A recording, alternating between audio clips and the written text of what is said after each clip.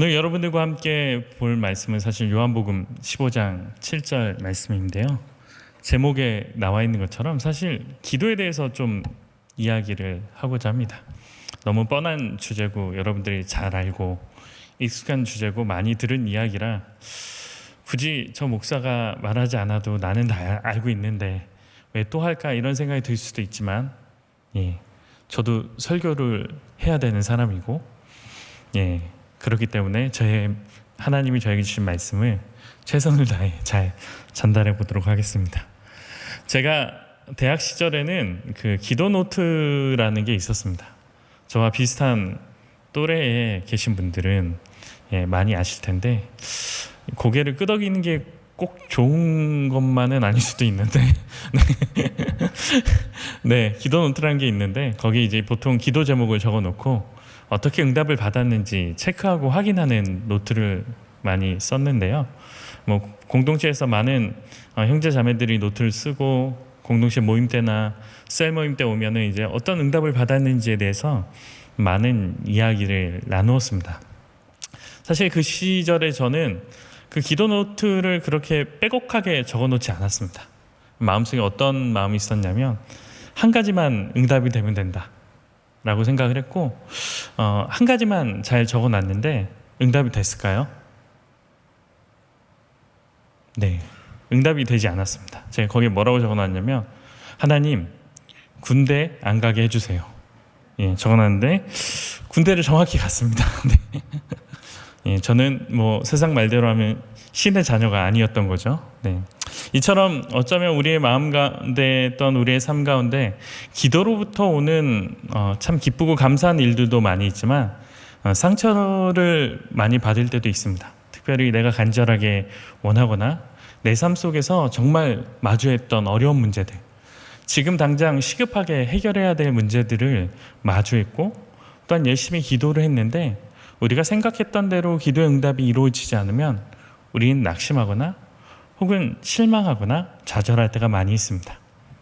그래서 저는 오늘 이 설교가 여러분들에게 있어서 기도에 대한 어떤 정보들을 많이 쌓아가는 시간이 되기보다 오히려 어쩌면 내 마음 가운데 그런 상처 하나를 가지고 있는 분들 가운데 기도가 너무나도 속상해서 마음속 깊은 저 너머로 숨겨놓고 있는 분들에게 다시금 기도라는 이름을 꺼내놓고 기도할 수 있는 용기를 얻을 수 있는 그런 시간이 될 수 있길 간절히 기도합니다. 오늘 여러분들과 함께 보고자 하는 말씀은 요한복음입니다. 요한복음은 네 번째 복음서죠. 우리가 알다시피 앞에 나와 있는 세 개의 복음서와 다른 관점을 가지고 있습니다. 그래서 앞에 세 개를 공관복음서라고 하고 요한복음서를 우리가 요한의 복음서라고도 이야기하지만 네 번째 복음서라고도 이야기합니다. 이 요한복음서 가지고 있는 몇 가지 특징들이 있는데요. 다 언급하는 것들은 사실 의미가 없다라고 생각을 하고요. 오늘 본문에서 사실은 이 요한복음이 가지고 있는 독특한 내용들을 좀 한 가지만 이야기하고자 하는데요. 이 복음서들이 대부분 이 복음에 대해서 친절하게 설명을 해줍니다. 예수님이 어떻게 이 땅에 오셨고 그리고 어떤 사역을 하셨는지를 설명합니다. 그런데 네 번째 복음서인 요한복음서는 조금 다른 관점을 가지고 있습니다. 어떤 관점이냐면 누군가에게 복음을 친절하게 설명한다기보다 복음을 믿고 복음을 따르는 사람들 그리고 예수님을 믿는다라고 고백하는 사람들에게 그들의 삶이 어떻게 하면 더 견고해지고 하나님의 말씀대로 더 가치가 있게 변화될 수 있을지에 초점을 더 맞추고 있습니다. 그래서 요한복음서는 예수님이 이 땅 가운데 어떤 일들을 하셨습니다 라는 그런 내용보다 오히려 예수님은 어떤 분이십니다. 그리고 예수님은 하나님의 아들이시고 이 땅 가운데 육신을 입으셨습니다. 그래서 그 육신으로 우리를 구원하려고 하셨고 그 구원의 성품들이 우리와 직접적으로 우리의 삶과 직접적으로 어떤 관계를 맺고 있습니다 라고 이야기하고자 합니다. 그렇다면 오늘 이 말씀을 통해서 사실은 우리가 살펴보고자 하는 것들이 기도인데 사실 이 기도의 내용은 요한복음에 많이 나와 있거든요. 우리가 잘 알다시피 이 성령에 관한 이야기도 요한복음에 많이 나와 있잖아요. 기도에 대한 본문은 굳이 오늘 제가 읽은 15장 7절이 아니더라도 15장 뒤에 가면 또 다른 본문들이 있고요. 더 뒤로 가면 17장에 예수님이 기도하신 내용들도 있고, 앞으로 가면 14장 12절에서 24절에 기도에 관한, 어쩌면 오늘 우리가 읽은 본문 내용과 너무나도 유사하지만 더 많이 자세하게 기록된 본문들이 있기도 합니다. 그런데 굳이 15장 7절을 통해서 여러분들과 기도를 좀 이야기하고자 한 이유는 이 15장과 16장과 17장이 가지고 있는 어떤 이제 구조적인 특징 때문에 그런데요. 제가 앞에 표는 아니고 이게 작은 구조를 적어 왔습니다. 요한복음의 구조를 15장부터 이제 17장까지의 내용을 자막으로 준비했는데요. 하나 띄워주시면 좋을 것 같습니다.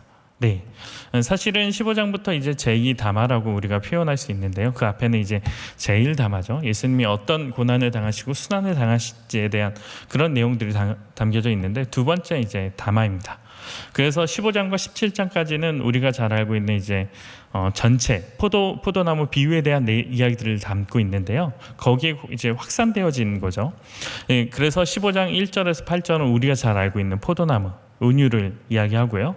그 다음에 9절에서 16절까지는 은유풀이를 합니다. 그리고 이렇게 살아가는 사람들이 세상에 반대와 핍박을 받을 거라는 내용을 담고요. 그런 핍박을 받는 백성들에게, 그리스도인들에게 성령의 역사가 어떻게 이루어질 것인지, 그리고 어떻게 하면 이 세상의 고난을 넘어 기쁨을 누릴 수 있을 건지, 그리고 마지막에 우리를 향한 예수님의 기도가 들어가 있습니다. 그렇다라고 하면 15장 7절이 그냥 어쩌면 한 절일 수도 있지만, 저는 이 구조 아래서 오히려 그 의미들을 확장해 나가고 무엇보다 우리의 삶과 긴밀하게 연결시켜서 우리가 볼 수 있을 거라고 생각을 해서 오늘 본문을 우리가 살펴보았습니다. 그래서 오늘 여러분들과 함께 포도나무 이야기를 좀 할 텐데요. 예. 저도 어린 시절에 사실은 이 포도나무 이야기 참 많이 들었고요. 전도사님들한테. 그 어린 시절에 포도나무 알맹이에다가 꼭 사진을 붙이더라고요. 주일학교에 가면. 지금도 저희 주일학교에서 그렇게 하는지 모르겠는데, 이 설교를 준비하면서 그때의 모습을 참 생각해 봤는데, 저는 제 사진을 붙이는 것들을 참 창피하게 생각을 했어요. 왜냐면은 제가 사진을 정상적으로 찍은 게 어린 시절에 한 번도 없었거든요. 맨날 장난치느라고, 뭐 이런 얼굴로 하고, 막 이상한 포즈를 취한 그런 때가 참 많이 있었는데, 지금하고 많이 다르죠. 지금은 많이 차분하고, 반듯해 보이는데, 예수님 만나서 그렇습니다. 거짓말 같죠? 네, 아무튼 포도 알갱이에 이렇게 사진을 걸었는데, 곰곰이 생각해 보면 틀린 내용인 것 같아요. 왜냐하면 오늘 본문에 나와 있는처럼 하나님은 농부고 예수님은 포도나무고 우린 가지라고 했으니까, 어쩌면 앙상한 가지에 우리의 사진을 붙이는 게 맞을 수도 있는데, 당시에는 왜 그렇게 포도에다가 저희 사진을 올렸는지 잘 모르겠습니다. 네, 아무튼 이 포도나무 이야기를 쭉 살펴보면서 우리가 좀 몇 가지를 고민해 봤으면 좋겠습니다. 첫 번째로는 여러분들에게 기도는 어떤 의미로 자리 잡고 있는지 좀 생각해 볼 수 있었으면 좋겠고요. 두 번째로는 기도가 여러분의 삶의 의지와 일상에 어떤 관계를 좀 형성하고 있는지, 실제적으로 기도가 나의 삶에, 그리고 나의 행동에, 그리고 나의 직장에, 나의 일상에 어떤 영향력을 미치고 있는지 우리가 좀 이번 시간을 통해서 좀 생각해 볼 수 있었으면 좋겠습니다. 오늘 우리가 읽은 그 본문 내용의 이 포도나무 이야기에 저는 15장 2절을 좀 먼저 같이 봤으면 좋겠는데요. 제가 자막으로 준비했습니다. 우리 같이 한번 읽어보도록 하겠습니다. 시작.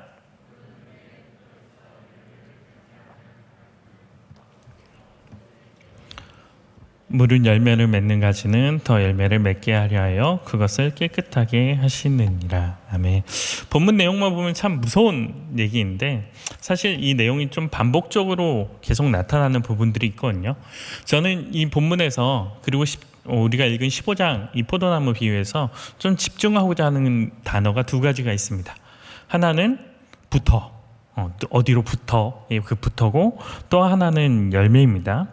이 두 가지의 단어를 우리가 먼저 살펴볼 텐데요. 첫 번째로 이 붙어에 대해서, 이 관계에 대해서 좀 생각해 보면 우리가 좋을 거라고 생각합니다. 이 포도나무의 비유에서 가장 중요한 건 하나님과 예수님과 우리 사이의 관계입니다. 왜냐하면 우리를 예수님에게 덧붙여진 존재로 설명하고 있기 때문에 이 관계에 대해서 이해하는 것들이 중요한데요. 저는 2절하고 더불어서 3절을 좀 함께 보면서 그 내용을 좀 살펴보고자 하는데요.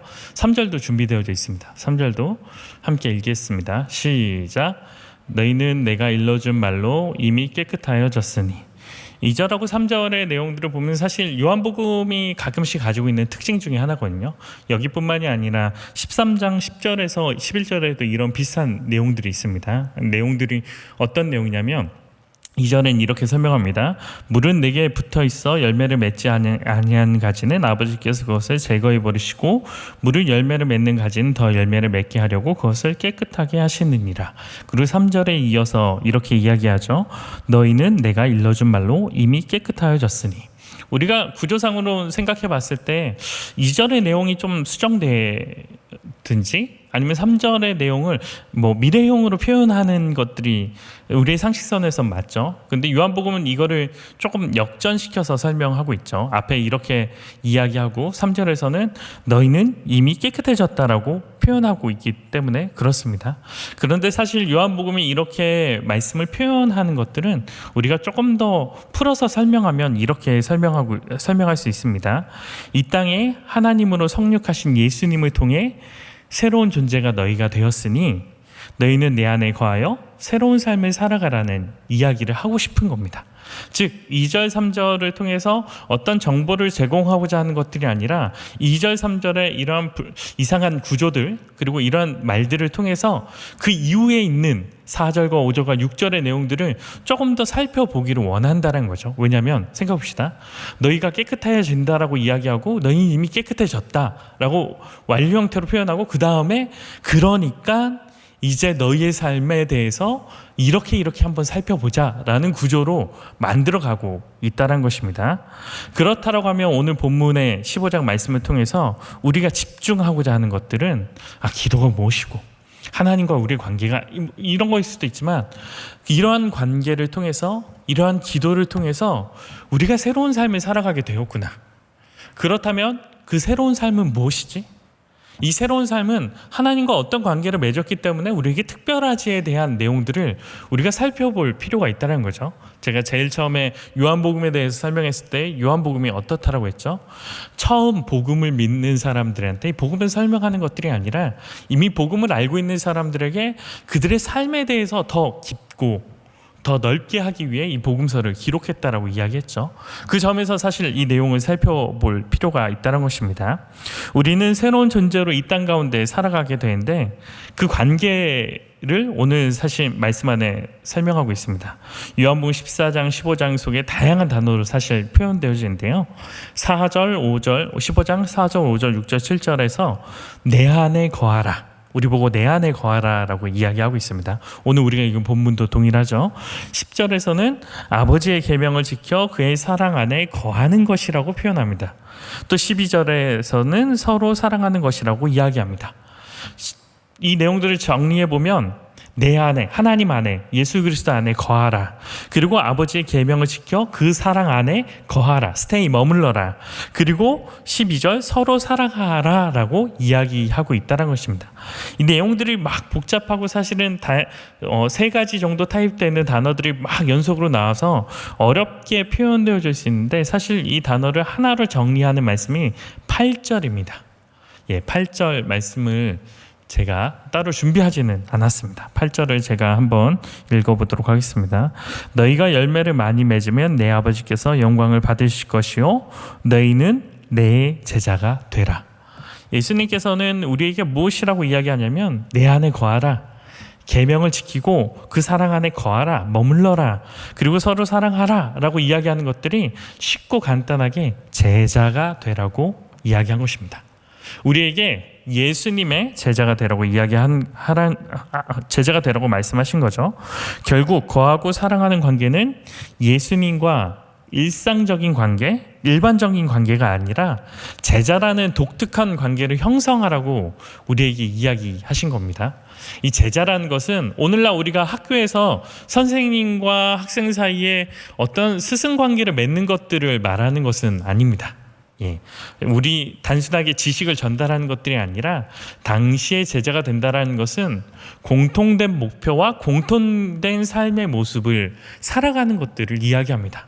그래서 그 당시에 있었던 헬레아 철학학파 중에 이 견유학파라고 있습니다. 이제 이 견유학파의 특징이 뭐냐면 이제 견유라는 말 속에 담겨져 있는데 개처럼 살아가는 거예요. 영지주의 한 학파인데, 그래서 이 견유학파에 있는 스승과 제자는 개처럼 살아가는 거예요. 이 개처럼 살아간다라고 말하니까 조금 이상한데, 세상의 것들이 부질없기 때문에 세상의 것들을 부정하면서 그냥 이데아의 것들만을 저 먼 어떤 정신세계만을 탐구하면서 그냥 이상의 것들은 그냥 대충 살아가는 그런 삶을 이야기합니다. 이처럼 제자가 된다는 것은 어떠한 지식을 전달받는 것뿐만이 아니라 삶의 목표를 공유하고 삶의 방향성을 같이 정하고 또한 같은 열매를 맺기, 오늘 본문에 나와 있는 같은 열매를 맺기 위해 같은 삶의 모습들을 살아가게 노력하는 공동체를 이야기한다는 것입니다.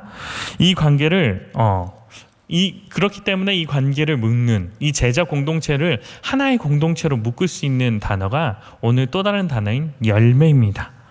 포도나무가 열매를 맺는다는 것을 한번 생각해 봅시다. 오늘 본문에서 농부, 그 다음에 나무, 가지가 나오는데요. 생각해 봅시다. 농부는 이 나무를 심고 포도가 열리기를 원해요. 나무는 이 나무가 스스로가 망고가 열리기를 원해요. 가지는 딸기를 열리기를 원해요. 이 세 가지 단어가 사실은 각각 생각한다고 하면 사실 하나의 공동체라고 말할 수 없겠죠.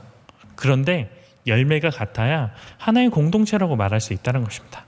오늘 본문 속에 나와 있는 것처럼 그리스도인 제자된 유대인 공동체의 제자된 하나님의 백성들, 그리고 이 땅에 있는 우리 그리스도인들이 하나님과 예수님과 동일한 열매를 맺기 위해 살아가라고 오늘 본문 가운데 이야기해주고 있다는 것입니다. 그러면서 그 맥락 안에서 기도를 이야기해 주시고 있다는 것입니다. 오늘 읽은 7절 말씀을 다시 보면 우리가 구하는 행위, 간단하게 말해서 기도는 그리스도와 이 관계의 맥락 위에 제자란 공동체의 관계 속에서 형성되는 것인데, 그 열매의 관계도 그렇다라고 이야기합니다. 특별히 우리가 읽지는 않았지만 14장 12절에서 14절 그리고 15장 16절에 보면 우리의 삶의 목적과 기도가 관련되어져 있다는 것들을 설명하고 있는데요. 이 점에서 우리가 구하는 것, 기도는 어떤 우리의 문제를 해결하는 해결의 도구 혹은 삶의 어려움을 해결하는 도구이기보다 그리스도의 관계를 통해서 새로운 공동체인 그리스도의 제자 공동체를 통해서 하나님이 원하시는 열매를 맺는 삶을 살아가게끔 하는 것들이 기도라는 것입니다. 이 말씀이 우리에게 있어서 조금 추상적으로 들릴 수 있습니다. 목사님 또 뜬구를 잡는 얘기 하시네요. 그래서 기도가 공동체고 제자의 삶을 살아가고 합당하게 열매 맺는 삶을 살아가는 겁니까? 라고 그냥 그렇게 이야기할 수 있죠. 상당히 추상적이고 모호할 수 있습니다. 그러나 이 반대되는 말씀을 좀 우리가 한번 살펴보면 쉬울 거라고 생각하는데요. 우리 15장 5절 말씀입니다. 5절 말씀을 보면 조금 명확할 수 있을 거라고 생각합니다. 우리 함께 읽도록 하겠습니다. 시작. 나는 포도나무요 너희는 가지라. 그가 내 안에 내가 그 안에 거하면 사람이 열매를 많이 맺나니 나를 떠나서는 너희가 아무것도 할 수 없습니다. 5절 말씀에 무엇이라고 이야기하죠? 여러 말씀이 나오는데 제가 집중하는 것은 나를 떠나서는 너희가 아무것도 할 수 없습니다 라는 이 구절입니다. 5절 말씀은 가지가 그리스도를 떠나서는 아무것도 할 수 없다라고 이야기합니다. 사실 이 설교의 내용은 이런 것들이랍니다. 여러분들의 기도를 너무 개인적이고 사적인 문제에만 두지 마십시오. 하나님의 나라와 거룩한 선교를 위해서 여러분 열심히 기도해야 됩니다. 사적인 거는 좀 뒤로 넣어두세요 라고 여러분들한테 말하려고 한 건 아닙니다. 오늘 우리가 함께 읽은 15장 5절에 무엇이라고 이야기되어 있죠? 우리가 예수님 없이는 아무것도 할 수 없다라고 이야기합니다. 그렇다라고 하면 그렇기 때문에 우리는 당연히 기도해야 됩니다. 우리의 힘으로는 아무것도 할 수 없으니까요. 힘들고 어려운 문제를 만나면 기도해야 됩니다. 그리고 자녀나 나의 취업의 문제, 나의 질병을 위해, 직장에서 일어나는 소소한 문제, 어쩌면 내가 간절히 원하고 바라는 일들이 이루어지도록 어쩌면 너무나도 개인적이고 사적인 거라고 생각하는 것들도 기도해야 합니다. 왜냐하면 예수님 없이는 우리는 아무것도 할 수 없기 때문입니다. 그러나 더 중요한 것은 기도가 그것만이라고 말하면 안 된다는 것입니다. 앞에 것들을 부정하는 것은 아니지만 앞에 것들만이 기도라고 우리가 말해서는 안 된다는 것입니다. 그 말은 우리가 당면한 문제 해결이 기도의 전부가 아니라는 것입니다. 우리는 열매를 맺는 것이 우리의 삶의 목표입니다. 그리고 기도의 목표죠. 기도도 그 맥락 안에서, 그 관계 안에서 형성돼야 한다는 거죠. 그렇다라고 하면 당장 이 문제가, 어떤 우리에게 닥쳐진 문제가 해결되지 않는 문제에 한정해서 우리의 삶을 생각하지 않을 수 있다는 것입니다. 이런 거죠. 우리가 갖고 있는 문제에만 함몰되어져서 우리의 삶을, 그것만 해결되면 마치 우리의 삶이 다 해결되는 것처럼 생각할 필요가 없다는 거죠. 옛날에 대입을 준비할 때 고3 학생들한테 가장 큰 문제가 뭐죠? 온 집안 식구들이 다 모여서 기도하는 기도 제목이 무엇입니까? 우리 아들, 우리 딸 수능 잘 볼 수 있게 해주십시오 라고 기도하죠. 네, 저 수능 잘 봤습니다.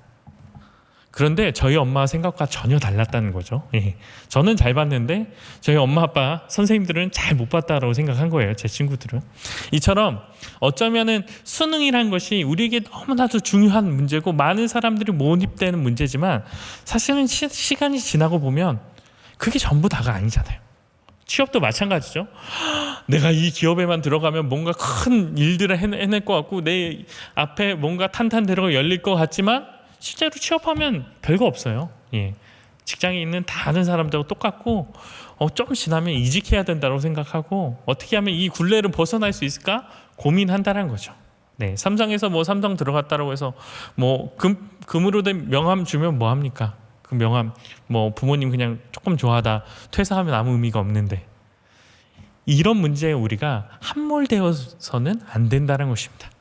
그렇기 때문에 기도를 이러한 관계 가운데 생각하면 기도를 바라보는 시선과 우리의 삶을 바라보는 시선들이 확장되어지고 새롭게 변화할 수 있다는 것입니다. 그렇기 때문에 우리는 이런 관계 안에서 기도를 통해 우리의 삶의 반전을 이룩해야 됩니다. 함몰되어졌던 어떤 우리에게 변화되지 않는 문제들의 삶 속에 있는 우리의 삶의 반전을 이룩해야 되고, 또한 우리가 할 수 없기에 하나님을 부르짖고 도와달라고 또한 요청해야 된다는 것입니다. 이런 것들이 바로 오늘 요한복음 15장 7절에서 말하고 있는 그러한 기도라는 것입니다.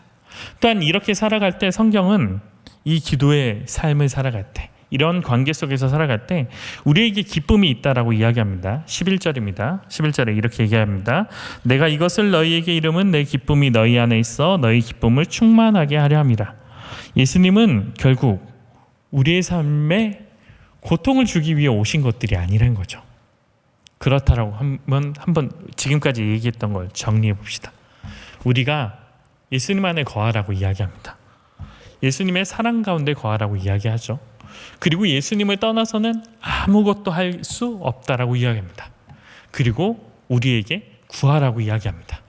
그리고 우리의 삶 가운데 예수님이 오신 이유, 우리가 예수님 가운데 거하고 제자의 삶을 살아가는 이유는 우리에게 기쁨을 주기 위해서 오셨다라고 이야기합니다. 그렇다고 하면 기도는 우리에게 있어서 하나님의 열매 맺는 삶을 살아가는 것이고, 그 삶을 살아가기 위한 하나님의 길이고, 또한 더불어서 우리가 기쁘고 즐겁게 살아가는 우리의 삶의 방편이라는 것입니다. 마태복음 13장 44절에 보면 이런 내용이 있습니다. 예, 우리가 잘 알고 있는 내용인데요. 천국은 마치 밭에 감추인 보화 같으니 사람이 이를 발견한 후 숨겨두고 기뻐하며 돌아가서 자기의 소유를 다 팔아 그 밭을 사느니라. 천국은 마치 밭에 감추인 보화 같대요. 보화를 발견했기 때문에 너무나도 기뻐서 춤을 추고 모든 것들 숨겨두고 기뻐하면 돌아가서 자기 소유를 다 팔아 그거를 산다라고 이야기하고 있습니다. 그리스도의 복음은 우리에게 주어진 새로운 삶은 고통이 아니라고 이야기합니다. 기쁨이라고 이야기합니다. 하나님께서는 그런 우리의 삶을 위해 기도란 것들을 허락해 주셨다는 것입니다.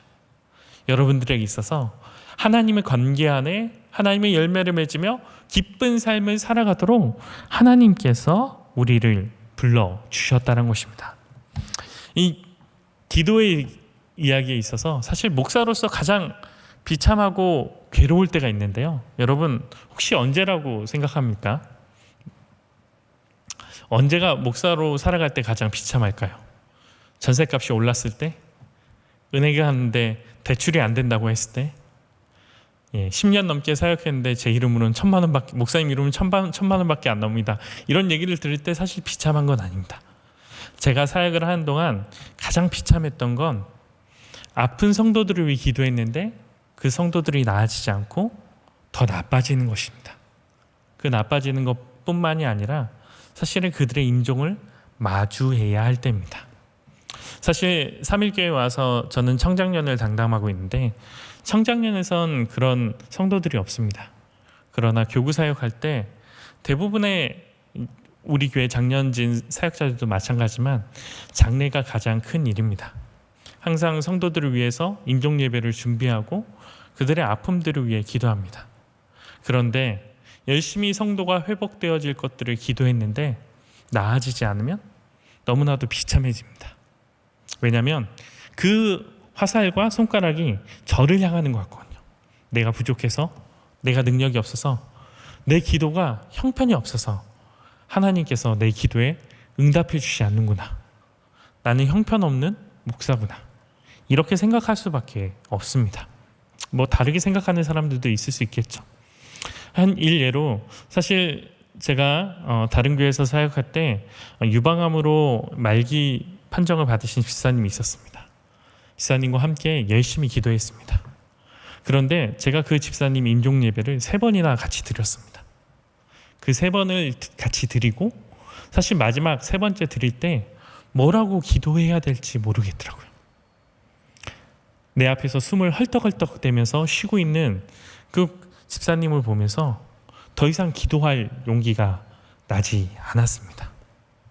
그런데 그렇게 좌절하고 있을 때 마지막 3번째 임종 예배를 드리고 이틀 뒤에 집사님한테 연락이 온 거예요. 이런 연락이 오면 대부분 목사는 어떤 생각을 할까요? 장례 예배를 준비해야 되겠구나 라고 생각을 하고 있을 겁니다. 믿음이 없는 거죠. 그런데 전화를 딱 받았을 때 집사님이 너무나도 밝은 모습으로 저한테 전화를 하는 겁니다. 이틀 전만 해도 헐떡이고 숨을 쉴 수 없었고 자가호흡을 할 수 없어서 산소호흡기를 꼈으며 의사가 저한테 몇 번이고 와서 목사님 임종 준비해야 되고 장례 예배 준비하세요 라고 이야기했던 집사님이 저한테 전화를 한 겁니다. 그리고 집에 있으니 빨리 자기를 만나러 와달라고. 그래서 전사님과 함께 황급히 교회 윗동네에 있는 집사님을 찾아가기 위해 양복도 입지 않고 자켓도 입지 않고 그냥 그 상태로 뛰어서 언덕으로 올라갔습니다. 집 문을 배를 누르니까 집사님이 너무나도 밝은 모습으로 저를 반겨주고 있는 겁니다. 이 사람이 이틀 전에 죽을 사람인지 숨도 못 쉬었던 사람이라고 상상할 수 없을 정도로 너무나도 밝게 저를 반겨주는 겁니다. 그리고 저한테 이렇게 이야기합니다. 목사님이 기도해줘서 너무 개운한 것 같아요. 내가 몸이 너무나도 행복한 것 같아요. 이제 아프지 않아요. 근데 사실 그 말을 들으면서 기쁘기도 했지만 그 다음 이야기가 너무나도 제 마음을 아프게 했는데요. 뭐라고 이야기했냐면 하나님께서 목사님과 이별할 수 있는 시간을 주신 것 같아요. 사랑하는 나의 자녀들과 가족들과 이별할 수 있는 시간을 주신 것 같아요. 그리고 그 자리에서 함께 기도하고 저는 교회로 돌아갔습니다. 그 집사님은 그 다음날 소천하셨습니다. 장례 예배를 3일간 제가 주관해서 함께 드렸습니다. 그런데 장례 예배를 마치고 교회로 돌아온 저한테 그런 마음이 드는 겁니다. 사실 열심히 기도했는데 응답되지 않아서 스스로에게 좌절하고 낙심했던 저에게 하나님께서 그 집사님을 통해 힘을 주신 것 같았어요. 내 기도는 그런 게 아니다. 너에게 닥친 너의 문제를 너의 방법과 너희들의 생각으로 해결하는 것들이 아니라 나의 열매를 맺는 것들이 나의 기도다. 너희에게 준 나의 선물이다 라고 이야기해 주는 것 같았습니다. 이 말씀처럼, 이 이야기처럼 여러분들의 삶 가운데도 기도가 그랬으면 좋겠습니다. 때로는 기도가 응답되지 않아서 낙심하거나 좌절할 때도 있을 것입니다.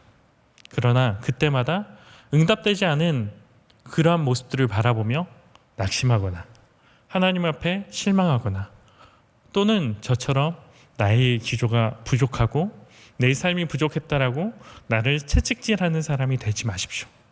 하나님께서는 여러분들에게 기도를 통해 하나님의 또 다른 차원의 삶을 보기 원하십니다. 여러분들이 응답되지 않는 것들이 기도가 실패한 것들이 아니라 오히려 하나님이 또 다른 삶을 보기 원하시는 하나님의 응답일 수도 있고, 또한 더불어서 하나님이 더 좋은 것들을 주시기 위해서 응답의 때를 기다리시는 거일 수도 있습니다. 여러분들에게 기도가 상처로 남는 것이 아니라 기도가 하나님의 열매를 보고 하나님의 관계를 새롭게 할 수 있는 그러한 도구가 될 수 있길 바랍니다.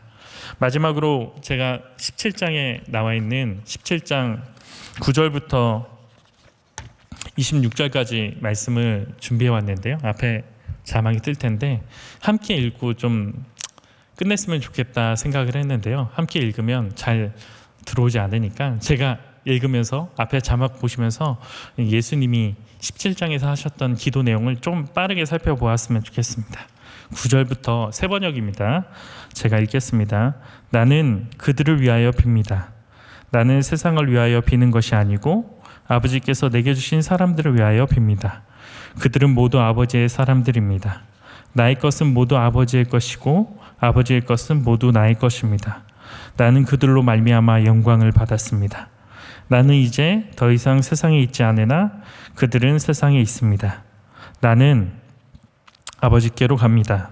거룩하신 아버지, 아버지께서 내게 주신 아버지의 이름으로 그들을 지켜주셔서 우리가 하나인 것 같이 그들도 하나가 되게 하여 주십시오. 내가 그들과 함께 지내는 동안은 아버지께서 내게 주신 아버지의 이름으로 그들을 지키고 보호하였습니다. 그러므로 그들 가운데서는 한 사람도 잃지 않았습니다. 다만 멸망의 자식만 잃은 것은 성경의 말씀을 이루기 위함이었습니다. 이제 나는 아버지께로 갑니다. 내가 세상에서 이것을 아뢰는 것은 내 기쁨이 그들 속에 차고 넘치게 하려는 것입니다. 나는 그들에게 아버지의 말씀을 주었는데 세상은 그들을 미워하였습니다. 그것은 내가 세상에 속하여 있지 않은 것과 같이 그들도 세상에 속하여 있지 않기 때문입니다. 내가 아버지께 비는 것은 그들을 세상에서 데려가는 것이 아니라 악한 자에게서 그들을 지켜주시는 것입니다. 내가 세상에 속하지 않은 것과 같이 그들도 세상에 속하지 않았습니다. 진리로 그들을 거룩하게 하여 주십시오. 아버지의 말씀은 진리입니다. 아버지께서 나를 세상에 보내신 것과 같이 나도 그들을 세상으로 보냈습니다. 그리고 내가 그들을 위하여 나를 거룩하게 하는 것은 그들도 진리로 거룩하게 하려는 것입니다. 나는 이 사람들을 위해서만 비는 것이 아니고 이 사람들의 말을 듣고 나를 믿는 사람들을 위해서도 빕니다. 아버지께서 내 안에 계시고 내가 아버지 안에 있는 것과 같이 그들도 하나가 되어서 우리 안에 있게 하여 주십시오. 그래서 아버지께서 나를 보내셨다는 것을 세상을 믿게 하여 주십시오.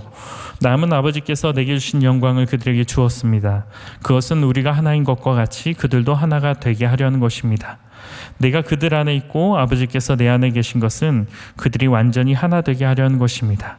그것은 또 아버지께서 나를 보내셨다는 것과 아버지께서 나를 사랑하신 것과 같이 그들도 사랑하셨다는 것을 세상이 알게 하려는 것입니다. 아버지께서 내게 주신 사람들도 내가 있는 곳에 나와 함께 있게 하여 주시고 창세전부터 아버지께서 나를 사랑하셔서 내게 주신 내 영광을 그들로 보게 하여 주시기를 빕니다. 의로우신 아버지, 세상은 아버지를 알지 못하였으나 나는 아버지를 알았으며 이 사람들도 아버지께서 나를 보내신 것을 알고 있습니다. 나는 이미 그들에게 아버지의 이름으로 알렸으며 앞으로도 알리겠습니다. 그것은 아버지께서 나를 사랑하신 그 사랑이 그들 안에 있게 하고 나도 그들 안에 있게 하려는 것입니다. 우리가 함께 읽은 17절, 9절부터 26절까지의 그 예수님의 기도입니다. 여러분, 이 말씀을 읽으면서 어떤 생각을 하셨나요? 여러분들의 기도와 여러분들의 기도의 삶에 대해서 어떤 생각을 하셨나요? 오늘 본문을 통해서 우리가 알 수 있는 한 가지, 기도를 하십시오, 기도의 힘을 믿으십시오, 이런 것일 수도 있겠지만 저는 이 한마디를 여러분들에게 이야기하고 싶습니다. 여러분을 위해서 예수님께서 지금도 기도를 하고 계십니다.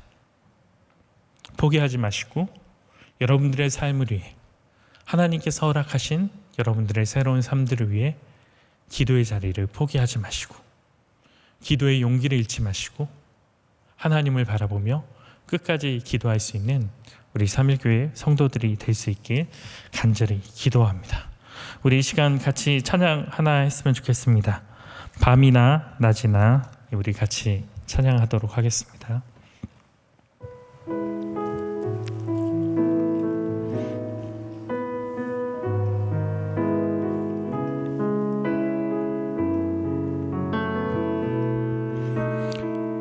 나의 소망 되신 주, 나의 소망 되신 주, 주를 바라봅니다.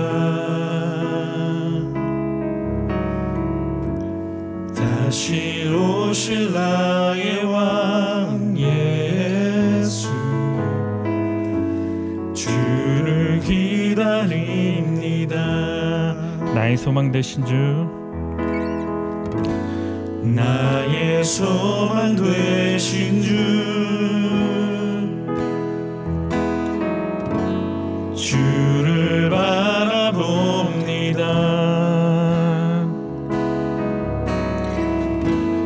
다시 오실 나의 왕 예수, 주를 기다립니다. 밤이나 낮이나 밤이나 낮이나 어제나 오늘도 영원히 주만 찬양해.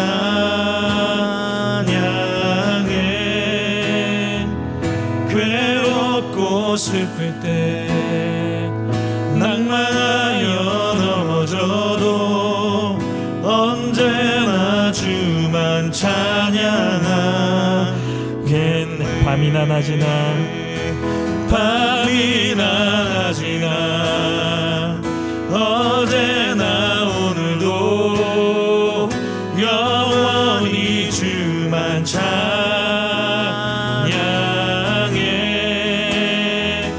괴롭고 슬플 때 낭만하여 넘어져도 언제나 주만 찬양하겠네.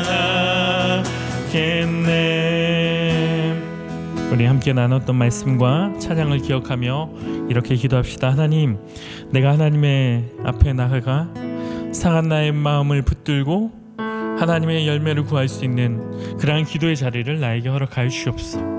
하나님, 나는 연약하여 나의 힘으로 아무것도 할 수 없음을 고백합니다.